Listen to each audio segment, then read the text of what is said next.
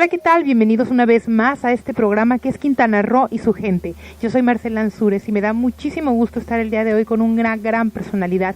Él se llama Hilario Chi Canul y nos va a platicar algo muy interesante. Hilario, ¿cómo estás? Hachmalo, muy bien, Marcela, muchas gracias por el espacio y muchas gracias, ¿no?, por permitirnos también dar a conocer lo que tenemos en la cultura maya. Hilario es profesor de la lengua maya, es originario de Naranjal Poniente, del municipio de Felipe Carrillo Puerto, del estado de Quintana Roo. Es una persona joven que la mitad de su vida habló solamente la lengua maya y la otra mitad de su vida aprendió el español para poder transmitir todos los proyectos que él tiene y poder crecer con esta lengua. Además, él también llegó como actor a la película tan conocida de Mel Gibson, Apocalipto, y también en un momento más nos va a hablar de toda esta travesía, de todas estas aventuras. Y estoy muy contenta de que estés con nosotros y que podamos estar rescatando las tradiciones a nuestra gente a través de los proyectos que tú traes. Platícanos cómo empiezas. Yumbotic, Marcela, muchísimas gracias, Marcela, y muchas gracias al espacio, al público también que nos escucha. Pues bueno, trabajar en la cuestión de lengua y cultura maya es sabido por todos, es una lucha dura, es una lucha que también apasiona al mismo tiempo que es difícil de hacerla, pero se hace con mucha pasión y todo se facilita, ¿no? Entonces yo trabajo la vitalidad de la lengua maya, que en otras cosas, en otras palabras quiere decir cómo podemos rescatarla, cómo podemos fortalecerla, desarrollarla y trascenderla a ocupar otros espacios. O sea, me refiero de que no tiene que ser solamente en la ruralidad, también tiene que entrar a este mundo cambiante y que tiene que entrar con lo que pueda conservar de la raíz cultural. Entonces a eso me refiero al hablar de que hay que buscar cómo la lengua maya tiene que ocupar otros espacios que hace muchísimos años le pertenecía y que no tenemos que dejar que se arraigue, porque eso puede ser su probabilidad de muerte. Entonces ese es uno de los proyectos que estoy trabajando, en ver la lengua maya que también tenga vitalidad dentro de la comunidad, como lo es Naranjal Poniente, en donde hace más de 17 años, cuando yo vivía, éramos monolingües mayas y que actualmente hay muchísimo monolingüe, pero en español y nada de bilingüismo, que creo que podemos salvarlo con un bilingüismo muy bien tratado. Me refiero a que tendríamos que cultivar la lengua maya y el español dentro de las comunidades y buscar la forma de insertar la lengua maya en la zona urbana, en la sociedad en general, y regresar a presentar la lengua maya como la lengua normal de este bello estado que es Quintana Roo y qué decir de México, ¿no? Es una de las grandes culturas que creo que todo mundo pues se asombran a verlo, y es una lástima también que se esté perdiendo la lengua y sobre todo la cultura maya. Así es. Fíjate que hace rato mencionabas algo muy interesante.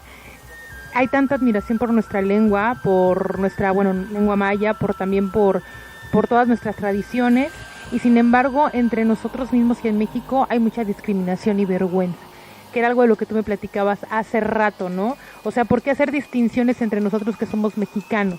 ¿Cuál fue tu sentimiento y cómo lo logras superar?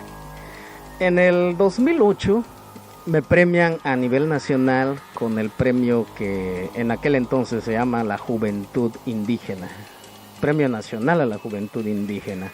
En su momento yo alcé la voz, de hecho a mí no me habían contemplado para dar las palabras.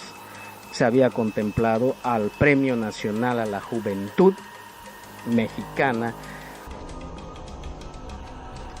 Pues la verdad es que estamos muy impresionados por todo lo que nos platicas y te admiramos muchísimo.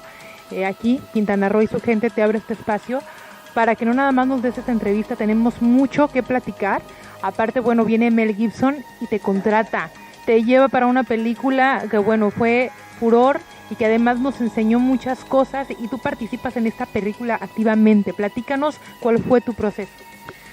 Pues ya una vez inserto a la ciudad, estudiando ya la licenciatura, continuando con la promoción de la cultura maya, de la lengua maya, porque después de entender que había una discriminación por el mayita, encuentro en la lengua maya una ventaja muy grande. O sea, me doy cuenta que no todo mundo hablaba maya y no todo mundo podría hablar maya como lo hablaba en la ciudad. Y entonces empiezo a usar la lengua maya para tener pues una imagen e ir en contra de la corriente. O sea, sí soy maya y voy a ser maya y voy a ser pues uno de los mejores mayas que pueda haber, ¿no? Pensando en aquel entonces, ¿no? Fue justamente con esa insistencia en la promoción, la visibilización, en ser el maya que se señala, en reconocerme a mí mismo, valorar lo que yo tenía.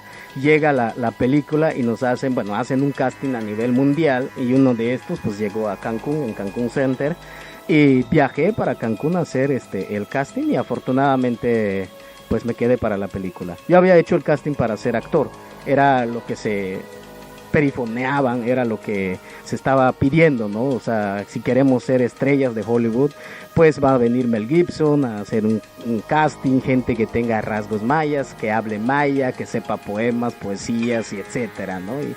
Y venimos, ¿no? Pues a hacer la prueba, y me llaman después de un mes y me dicen que pues era una de las 3 personas con que Mel Gibson quería pues hacer una prueba de trabajo. Platícanos, ¿qué personaje hiciste? Yo fui para hacer, pensaba ser el protagónico de la película. Para eso creo, me habían hecho hacer, algunas escenas que tenga que ver con el protagónico de la película. Sin embargo, al llegar con Mel Gibson, ese día que me presentaron, y que por cierto tengo que confesar, yo confundí a Mel Gibson.